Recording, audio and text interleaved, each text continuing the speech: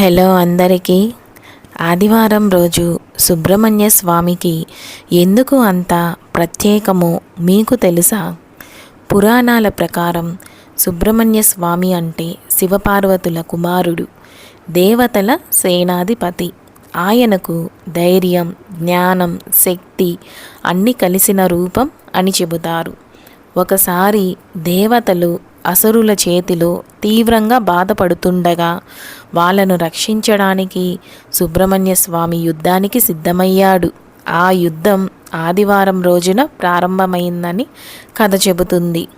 ఆ రోజు సూర్యుడు అత్యంత శక్తివంతంగా ప్రకాశిస్తాడు. సూర్యుని శక్తి సుబ్రహ్మణ్య స్వామి శక్తితో కలిసిన రోజు ఆదివారం అని నమ్మకం. అందుకే ఆదివారం రోజున ఆయనను పూజిస్తే శత్రువుల నుంచి రక్షణ, ధైర్యం పెరుగుతుంది. ఉద్యోగం, చదువులో విజయం, దోషాలు తొలగిపోతాయి.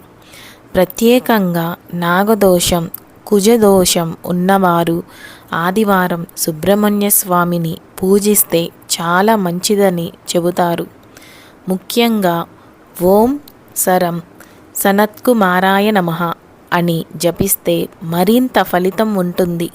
అందుకే ఆదివారం సుబ్రహ్మణ్య స్వామికి ఎంతో ప్రత్యేకమైన రోజు అయ్యింది.